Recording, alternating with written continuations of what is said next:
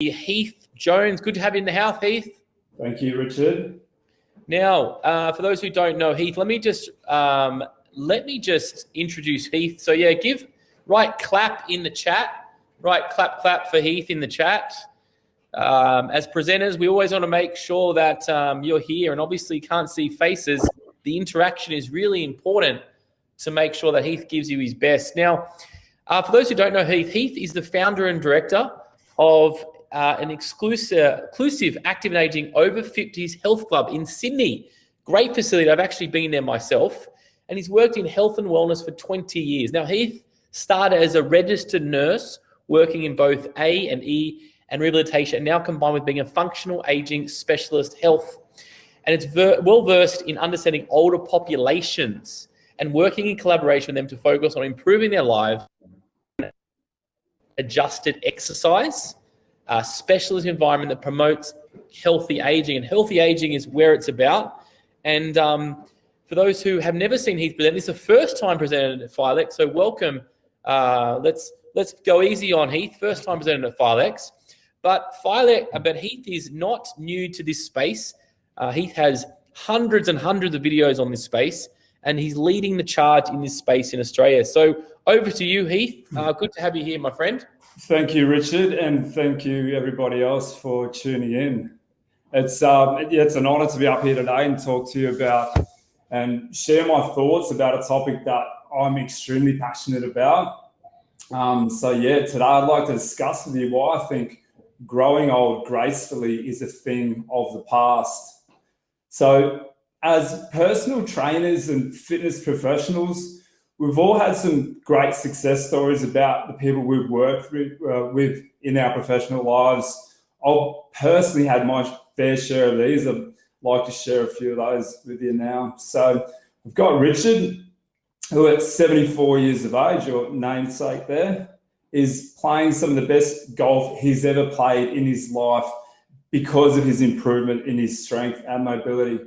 I've got Julia, who's lost weight, gained confidence, and just recently was able to get up there and dance at her daughter's wedding. So you can imagine how good she felt.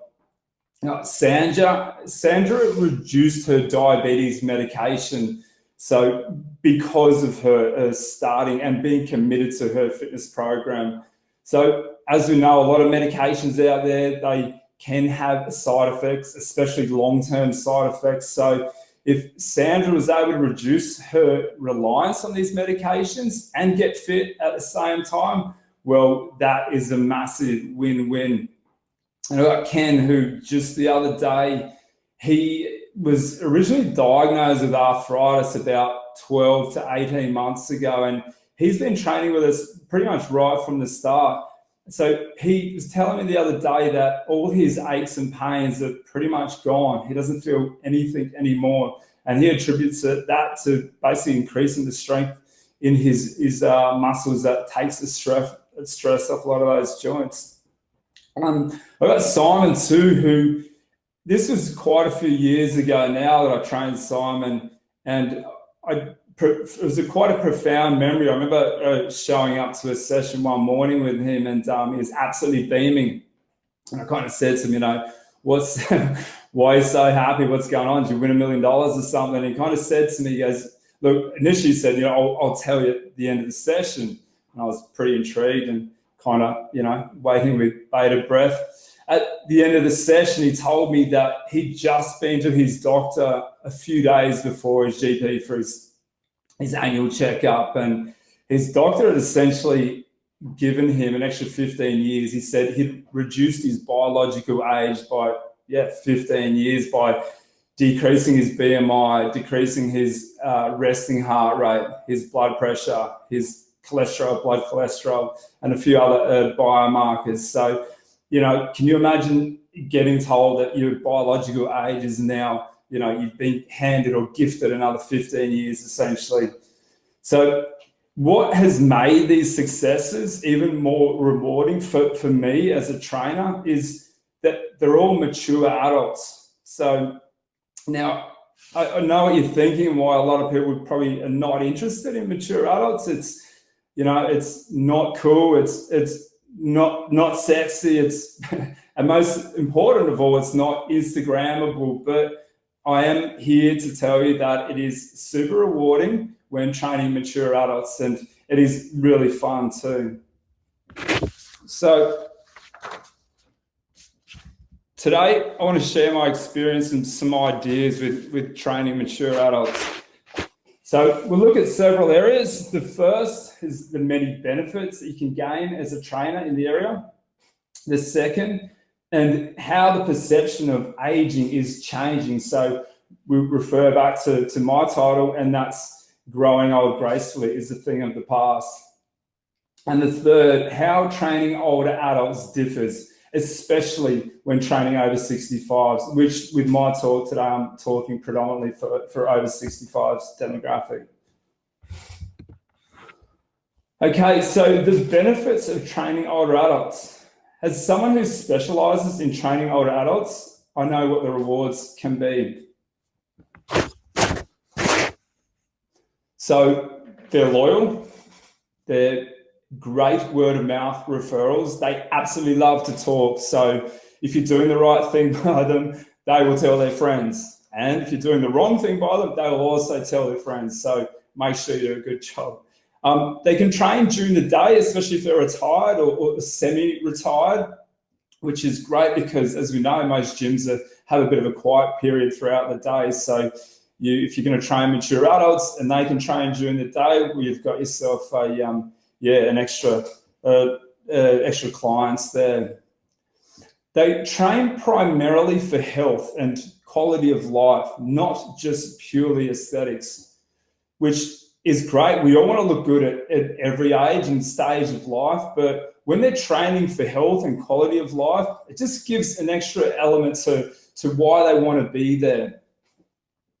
So they'll give you honest feedback as well. So you have to have thick skin when training mature adults sometimes. They will, at least you know where you stand. If you're doing the right thing, you're doing the wrong thing, but it's definitely going to be some honest feedback. They won't beat around the bush. Also too, if some of them come off a relatively low base level, you'll see a dramatic improvement in their health in a short period of time. We have some people that haven't trained for years, some decades. Some really haven't trained at all. And if you haven't trained at all, if you haven't trained for decades, we're seeing improvements in lower body strength and upper body strength, balance, and a few other aspects of fitness, cardiovascular endurance. We're seeing improvements of like 30, 40% in around 3 months from when people first start our programs. And with our aging population, it's a constantly growing market. So it's pretty well under-resourced as well. And also a massive level of job satisfaction. So changing perceptions of aging. There was a time when getting old meant just rocking in a chair, watching the world go by. You know, you probably remember grandmothers, friends, grandfathers, uncles, aunties sitting in a chair on a couch, kind of just watching the world go by, not really being amongst them, not really being an active participant. And if you wanted to speak to them, for example, you'd have to go over and see them. They wouldn't really get out there amongst it. So we're really seeing in large swathes of the mature adult community that a lot of that's changing. We're seeing many mature adults kind of shun this stereotype and really making the most of their mature adult years. And they're absolutely loving it too. The shift that we commonly see nowadays is people are now living some of the best years of their older adult years. We find that people don't just want to grow old gracefully. They prefer to do things like participate in sport and leisure activities that they now have time for, such as golf or hiking. They want, some of them want to run or walk their first marathon or half marathon. Also traveling, when we can travel again. A lot of them want to go and not just, sit on a bus and cruise around on a Kontiki tour or whatever the tours are for mature adults. I actually want to go and do things like, we had a lady not too long ago say that her plans in the next couple of years is to go and climb to do the Inca Trail, or, just really get out there and amongst it instead of just being a participant, I suppose. Or actively playing with their grandchildren. So, once again, being an active participant, not just watching their grandchildren kick the football or play cricket in the backyard, actually playing it with them. We find that a lot too. And also, they might actually be single and ready to mingle. So if that's the case, they want to look good, put their best foot forward. And we know that one of the best ways to do that is to feel fit and healthy. Now, this shouldn't be a challenging question for a bunch of smart fitness professionals out there, but what is the major factor that determines whether a mature adult can be an active participant in life or not? So hit me up in the chat box. Yeah, independence, sure. Yeah, look, it's their health. So this brings us to the importance of maintaining good health mindset. Love it. Yeah. Cool. Finding someone that cares. Cool. Sure. All fantastic answers. Thank you. Okay, so the importance of maintaining good health. Without good health at any age, it's quite difficult to lead a good quality of life. But without good health at an older adult age, it can mean the difference between remaining independent and living in your own home and really enjoying the fruits of life, or completely losing your independence and being reliant on other people for all your daily activities. This is especially important given the aging population that we have and the growing life expectancy that we have in Australia. So a bit of data here for you. So currently in Australia, a 65-year-old man can expect to live another 20 years. And a 65-year-old woman can expect to live another 22 years. So this is 7 years longer for both sexes than it was in the mid-1960s. So the proportion of the Australian population aged 65 and over was 15% in 2017. Now, this is a trend that's expected to grow because Australians can now enjoy some of the highest life expectancies in the world. So if we have a high percentage of the population being over 65, and with our increasing population, that's a huge market to tap into. So if these members of our population don't take care of their health and fitness, it will also result in an enormous cost to the Australian economy. Now, this is mostly due to the burden that can be placed on the health system. So more mature adults are also deciding to continue to work, increasing workforce participation rates. Some of this is determined by economic considerations. That is, they have to continue working. Others just don't want to retire. They want to stay active and contribute with the skills that they've developed over their lifetime in their career. And this, once again, this is another great reason for mature adults to maintain their health and fitness. For a fit and active mature adult, not only does this allow an individual to keep contributing to the workforce, but also gives a lot more purpose and passion to really be a part of life. Now, of course, some people are just really handed cruel blows to their health in their life, so they can't really do anything about it. However, according to Harvard professor David Sinclair and many other specialists in the field, 75 to 90% of the time, how we age is a choice determined by us. So I'll give you a moment to process that.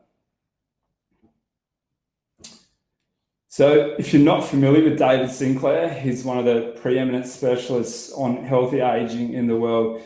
and if you're interested in the topic, grab his book on lifespan. It's a brilliant read. He does a lot of YouTube videos and also podcasts as well. He's actually an Aussie guy living over in New York. Okay, now I know I'm talking to a bunch of people who are no doubt advocates for healthy living, but for those who are not sold on this, I would like to share this with you. What we do with our body and what we put into it not only has a huge effect on how long we live, but how well we live.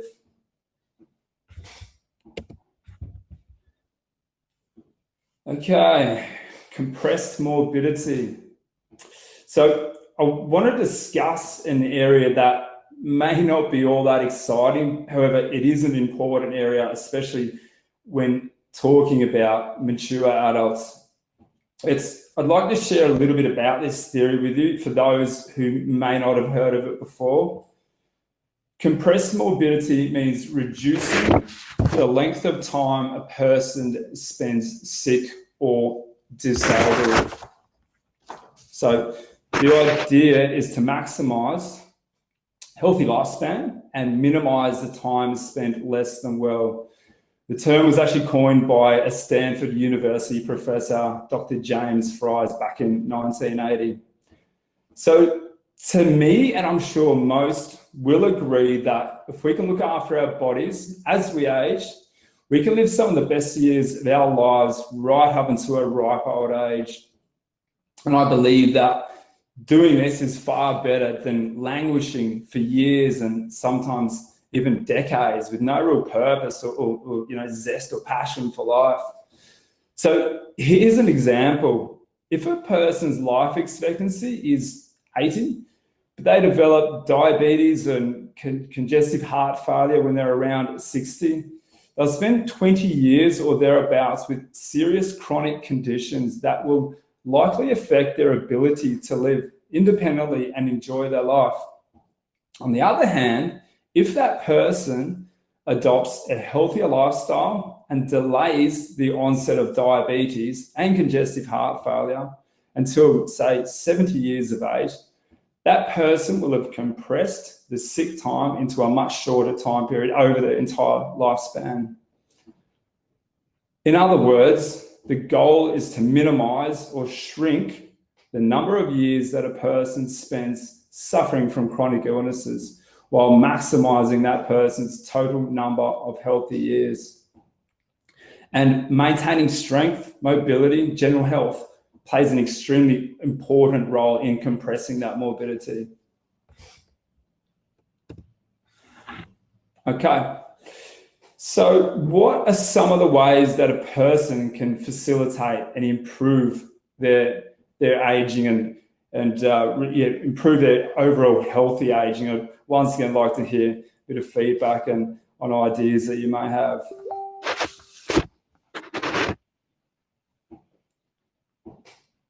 So physical activity, strength, mobility, all that good stuff. So the American College of Sports Medicine recommends at least 30 minutes a day for over 65s, including muscle strengthening activities. So 30 minutes of exercise a day, that should be achievable. Healthy eating, keeping active, keep moving, stay social, huge factor.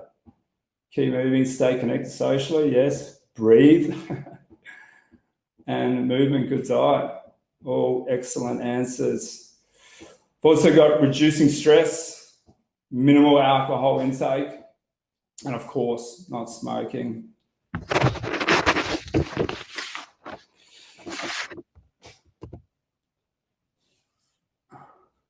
Okay, strength. Use it or lose it. Now, I'm sure I've heard this saying before, and it could not be more pertinent when discussing physical activity or inactivity for mature adults.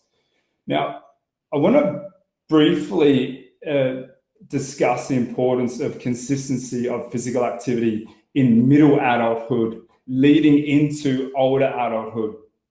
So it was found in an Australian study on women's health that physical functioning and physical activity, which is exercise, in an individual's middle adult years has a protective effect in terms of the development of disability in the older years. Overall, it was found that women who had a higher level of physical functioning, which is activities of daily living, and physical activity in the middle age, delayed the onset of impaired physical capacity by up to 15 years. So this is great evidence that supports that being active in your middle age and throughout your life essentially supports healthy and independent older age. So exercise really is natural medicine. So as we age, it's not about training harder, it's about training smarter. Now, I find a lot of people move into their more mature years, concentrate solely on activities that predominantly focus on cardiovascular fitness, such as walking, swimming, tennis, golf, dancing.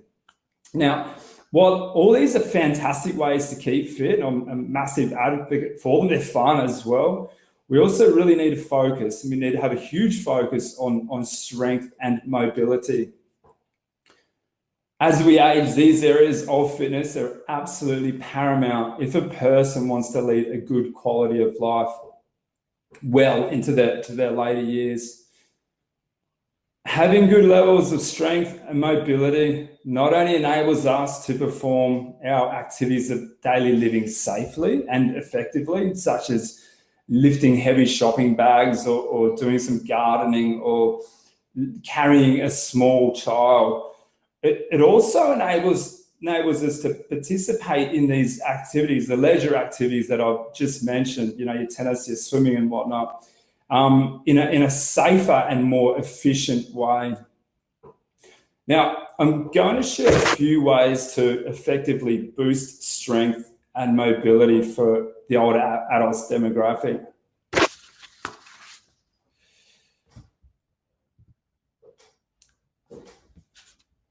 So train the movement, not the muscle.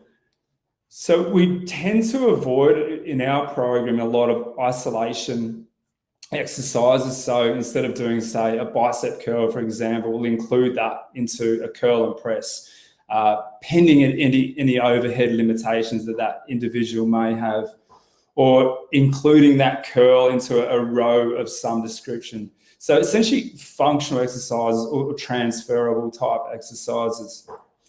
Isolation exercises still do have their place. We do use them, and we use them primarily to target areas of weakness, such as targeting weak glutes with bridges, or the people who struggle to get in and out of a chair, we might do some tricep exercises. Circuit training. So another important strategy for developing strength and mobility is circuit training. So this includes training the entire body 2 to preferably 3 times a week. Start with a functional warm-up, mimicking the body movements or movement patterns that for the upcoming session. Start the exercise slowly and warm up as you progress into the set. Now, another thing with circuit training too, the transition between stations, if you're running your program like that, can actually be a bit of an exercise in itself. One that with younger people you probably don't really think of, that it is, you know, almost part of the program. If someone goes from a lying position to a seated position, or a standing position to a lying down position, even just getting from exercise station to exercise station can be quite challenging for some people with limited mobility. So that in itself, we need to have that in the forefront, I suppose, of our minds when thinking about programming as well. Okay, and do not fob off flexibility. So as we age, our muscles can shorten, causing poor mobility overall. And older people commencing an exercise program and starting to get stronger without gaining mobility and flexibility can really suffer an unwanted injury that comes from not being able to move correctly.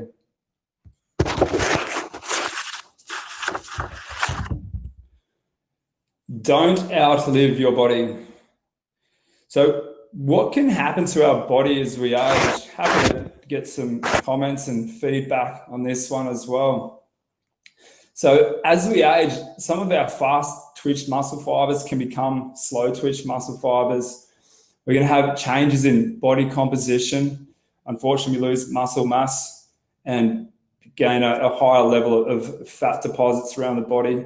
Hormonal changes, increased pain due to inflammation, reduced mobility, poor biomechanics. Some biomechanics can actually be exaggerated as we age. I'm sure you've seen that the stooped posture or valgus knees, for example, can be more profound as we age. So we need to take that into consideration. Also, the senses, sight, hearing, and so forth. So once again, they're factors that need to be taken into consideration when training mature adults. Sarcopenia. So sarcopenia is not a term that's generally thrown around when discussing fitness training with younger individuals. So it's simply the loss of skeletal muscle mass and strength as we age. And it can be correlated with physical disability, poor quality of life, and even death. So after the age of 30, we begin to lose around 3 to 5% of our muscle mass each decade. That is, of course, if we don't do anything about it. So strength training in older adults can not only minimize the deleterious effects of sarcopenia, it can actually reverse it. So, and it's a huge misconception that mature adults can't gain strength or even mass, which absolutely they can. So one study in the Journals of Gerontology showed that approximately 40% of the 10-year strength loss and 75% of the mass loss can be restored in only 12 weeks of exercise training, which is absolutely amazing.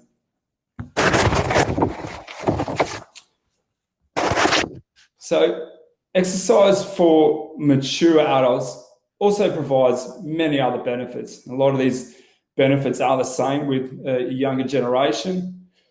Less rates of depression.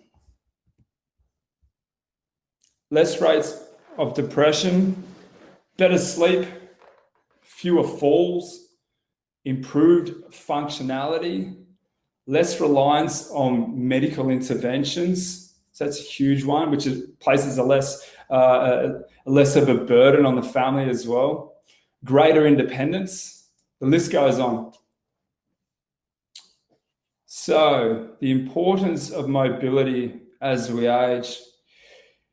If we want to not only gain strength as we get older and we want to move better, we need to incorporate mobility into our programs.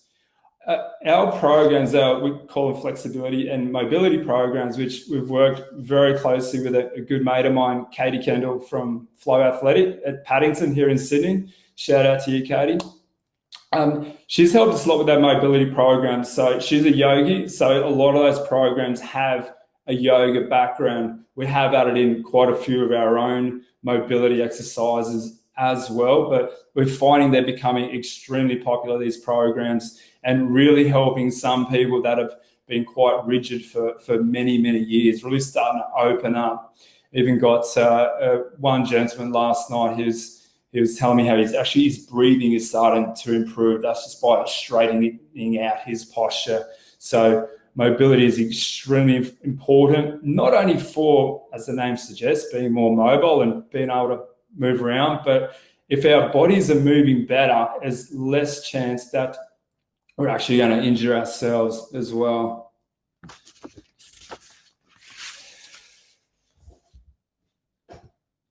Okay, changes to exercise programming. So how do you provide a generic exercise program to a non-homogeneous demographic? So non-homogeneous meaning just because people are the same age, it does not mean that they have the same issues. Some of them are extremely fit, extremely mobile.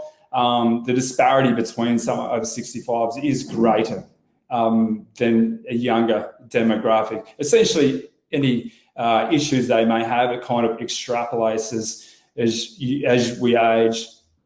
So what we do some form of individualization, and I think this is extremely paramount when dealing with mature adults. So the way we do our individualization within a group session is we have quite a stringent screening process where they come in and we put them through a series of tests: lower body strength, upper body strength, agility, flexibility, cardiovascular endurance, and a few other metrics. We get that data, put it into a spreadsheet, and it gives us a bit of information on what we should be targeting, areas of weakness, essentially.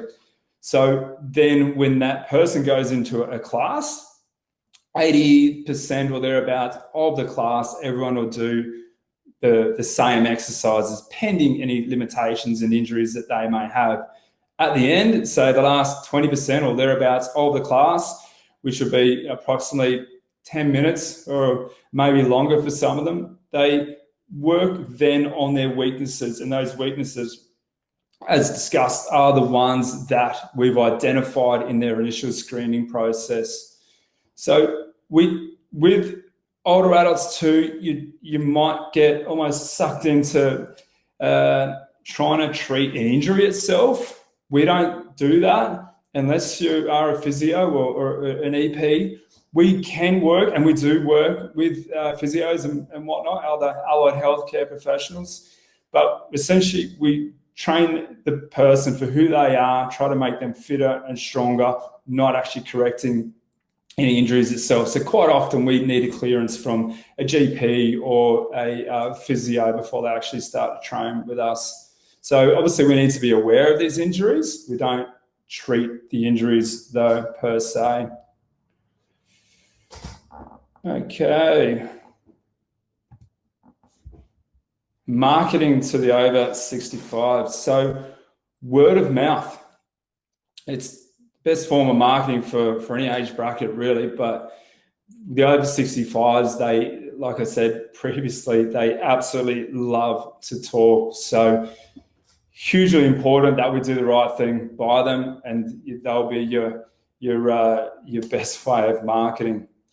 So through their children. So I suppose you need to be aware of this if you're doing social media advertising, that you're not just targeting a certain age bracket.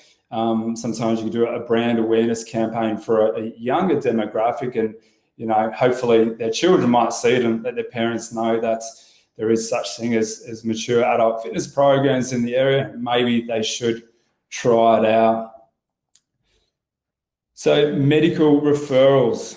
We can get medical referrals as well you have to do quite a bit of outreach to doctors in the area. Once again, allied healthcare professionals and so forth. It will be hard work, but it can actually happen. But you have to get out there and you have to show them that you know what you're doing, your business is doing the right thing for their clients, so we can get that kind of almost like a cross-referral program. Giving them great customer service. So old-fashioned customer service, I think that these people grew up with good customer service. Unfortunately, it's a thing that probably doesn't happen as much nowadays, but they're used to it. They're used to it, and therefore, they're used to it, and therefore they expect it, okay? So not only that, they need to value their dollar. So my next point there, so think return on investment. So if someone has never really outlaid a certain amount of money for their health and fitness, and all of a sudden they're coming to do a program with you, or they've signed up as a member, they want to know that they're getting their value for money. I think with the younger generation, if they'll probably pay any amount of money if they're going to look good at the beach and whatnot, these guys place a different dollar value on what they're actually outlaying. And even though they might actually be more financially well off, their house may be paid off, or they they might be on superannuation and cashing that in. Essentially, they've got the money, but they also probably don't have a lot of income, that discretionary income that they think they can spend money on. So you really just need to show them that what they're doing is creating them to have a better quality of life, which essentially is an investment in itself. So if any other forms of marketing out there, I'd absolutely love to hear if anyone has any other suggestions. Oh, also too, you got to use cold marketing. So they're fantastic. I've been using them quite a bit as well. And what they don't know in the industry, probably no one will. So shout out to the guys there. They've helped me out massively with the social media side of things, and just even developing a real brand awareness as well. So thank you for your time, attention, and contribution today for a subject that's close to my and many other hearts, really. Amazing. If anyone's interested in reaching out, please feel free. I'd absolutely love to hear from you. And if anyone is passionate about mature adults and wants to work with them, once again, please get in touch. I'll be looking for another trainer or two reasonably soon, in the next kind of month or so. And now, I'd like to take this time have this opportunity to welcome any input or thoughts, questions. Guys, well done. If you enjoyed that session, just write clap in the chat so Heath can see that. So much information in such a short time. Thank you, Brittany. Good to have you here. Thanks for the clap. And awesome. This has been a great session and very, relative session that a lot of you, I'm seeing the questions here. If you have any questions, put them in. But I want to thank Heath on this subject. Heath is definitely one that's powering through as well. And I love the questions just around, what other thoughts do we have around this? It's such an interesting and evolving part. And I think when I see this information over that, it's really a collaborative effort that we all, stick together, work together, and share these nuggets. But thank you so much. Rachel has big claps. Chris says thanks. Yeah, and you can definitely catch Heath at his location. Let's give a bit of a quick plug, Heath, to your location. Hurstville, Sydney, right at the train station too. So if you're in the area, please come in and say hi. Totally. And what I love about this is that, really committed just for over 50s and plus, obviously. Yeah. And so that's a clear indication that follow Heath on his socials and see what he's doing. You can follow Active Aging on Instagram and Facebook. But guys, right now we are moving into the break and expo time. Break and expo time at this point. But if any other questions, let me know. But we're going to have a little break now. We're going to come back shortly in about 20 minutes for the closing keynote with Pat Farmer. And if anybody has seen Pat talk or heard about that, you're going to be in for a real big treat. This is a man that's run from north to the South Pole. I don't know his age, but he's not 20. So there might be some clues of success he leaves, especially that we're talking about active aging. So definitely check that out. I'd love to know Heath's opinion once he hears that session as well. But guys, thank you so much. If you just want to write a big high five and a big clap for Heath. And guys, we'll see you in approximately 20 minutes for our closing keynote address with Pat. Yeah, thank you everybody for listening. It's like I said, it's an absolute honor to get up here and talk about a subject that I love. One that's in some way or another, it's going to affect us all at some stage. So good, guys. If you have any final questions, throw them in there. I think we're good. I think that's gone through a lot there. So thank you so much, Heath, for your time, and congratulations for your first talk on Filex. I think there may be you look so young, to have such an insight into wants and needs. Delighting. It's the lighting? Yeah. Okay. No, you know what? You're right, Ricky. He's really into this space. Yeah, look, a lot of people ask me my age. I'm 43, but I have worked with mature adults for a long time, and I choose to because it's so much fun. Guys, any other questions? Let us know. But yeah, it's super interesting when we're going deep on something. You can start to build up your contacts, but also the expertise you have in this industry. Ricky says no way he can be 43. I think he wants proof of this. So that's the saying here. Guys, it's been an absolute pleasure. If you've got any final questions,